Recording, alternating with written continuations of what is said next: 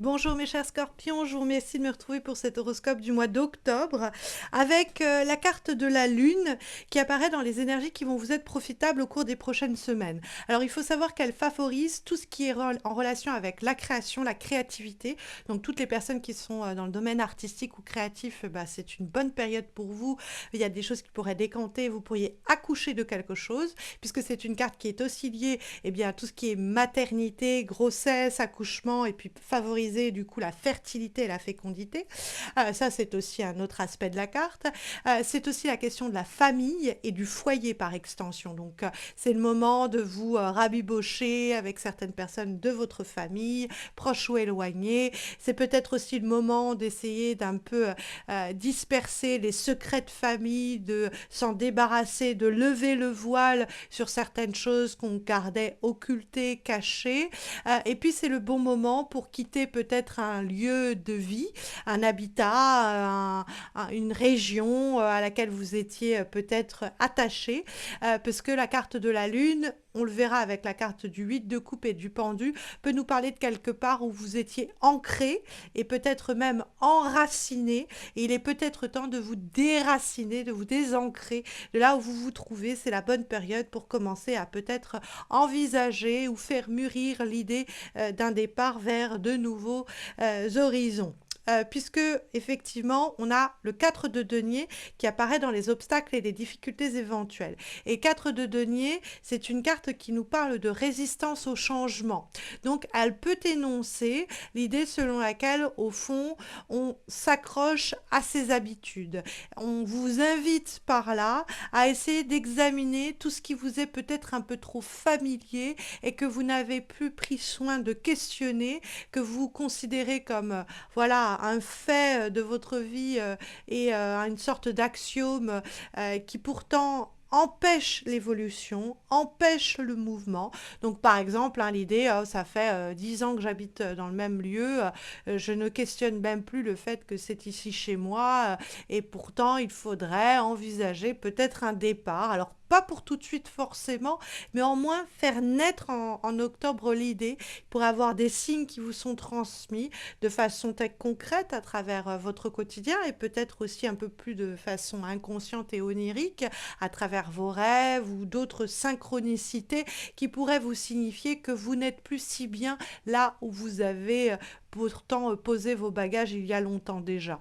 On peut transférer cette idée à la question notamment professionnelle. Ça fait des années que je suis au même poste et je m'y sentais bien, mais au fond, je n'y suis plus épanouie. Mais c'est depuis tellement longtemps ma condition professionnelle que j'ai même oublié de re-questionner cela et je me sens pas bien, je me sens maussade en ce moment et je me demande d'où ça vient. Peut-être qu'il faut justement questionner ces habitudes, ces éléments qui n'ont pas bougé depuis longtemps et qui ont fini par prendre la poussière et un peu nous fossiliser avec.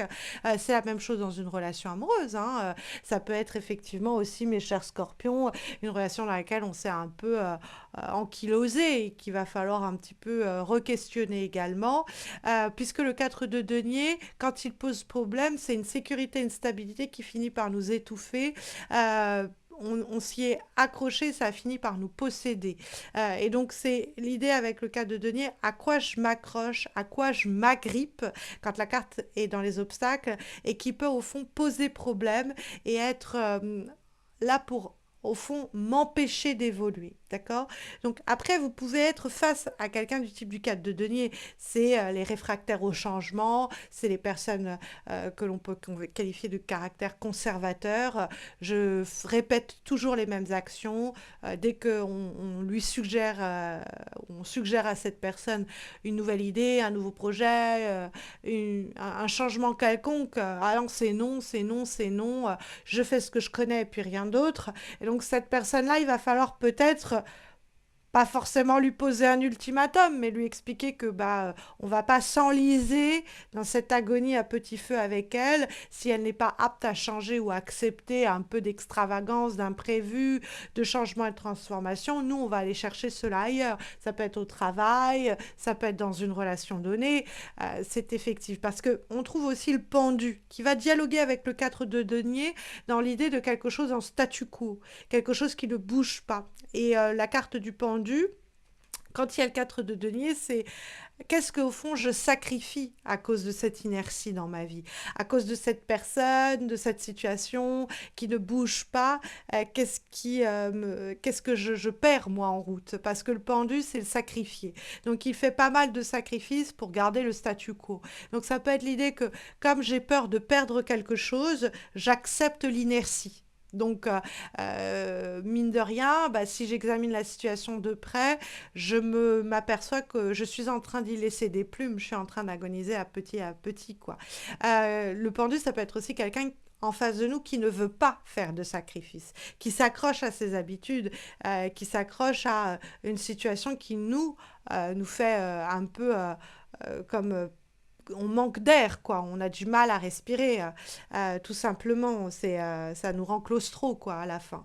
Donc, essayez d'identifier pour qui, pourquoi je fais des sacrifices qui, au fond, sont en train de me faire manquer d'air, ou à quoi je m'agrippe, à quoi je m'accroche, et qui me fait sacrifier des projets, des envies, des idées, pour le confort d'une sécurité dans laquelle je ne m'épanouis pourtant plus. Hein, ça aussi.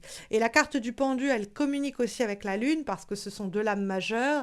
Elle dialogue avec la Lune aussi dans le travail. La Lune, c'est aussi l'inconscient. C'est tout ce qui nous travaille à l'arrière-plan, qu'on n'est pas toujours donc conscient précisément. Et le pendu, c'est le lien au passé.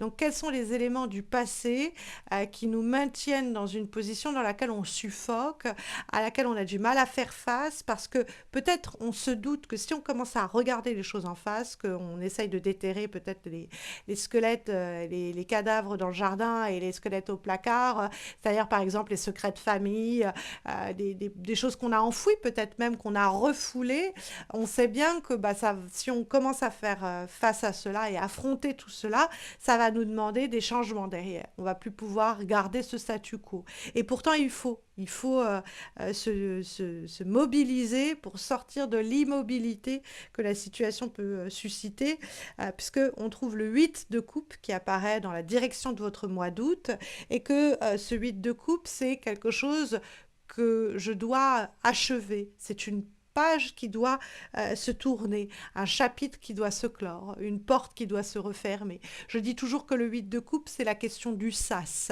Tant que je n'ai pas refermé cette porte-là, eh bien, l'autre ne s'ouvrira pas. Et me voici du coup, me voilà coincée dans cet entre-deux dans lequel je ne saurais m'épanouir.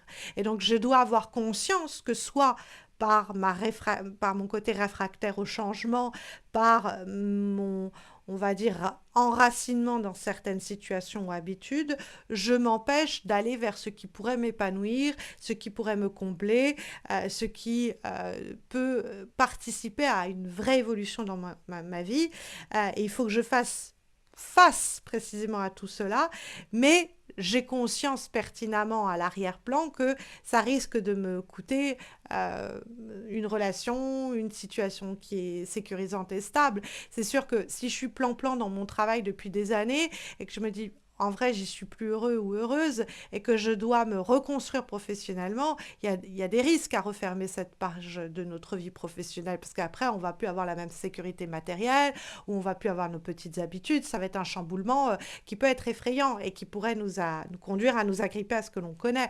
Pareil pour une relation, une situation ou des situations même familiales, hein, où on se dit, bah, tant que je ne prends pas la parole à ce sujet, tant que je ne me confronte pas à cela, tant que je n'affronte pas une personne à ce propos, tant que je ne pose pas d'ultimatum, tant que je concède ces sacrifices et que je participe à cette inertie, rien ne bouge, mais en même temps, je ne risque rien.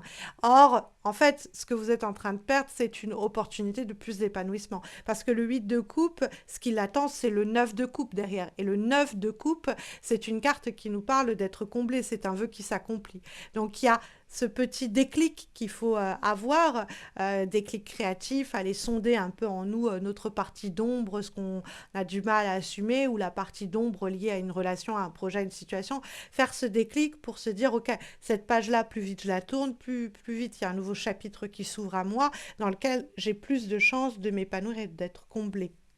Parce qu'il y a cette idée de purification, on le voit avec l'avant-dernière énergie que nous avons, qui est une lame issue de l'oracle Flower Medicine, et nous avons la carte de l'eucalyptus,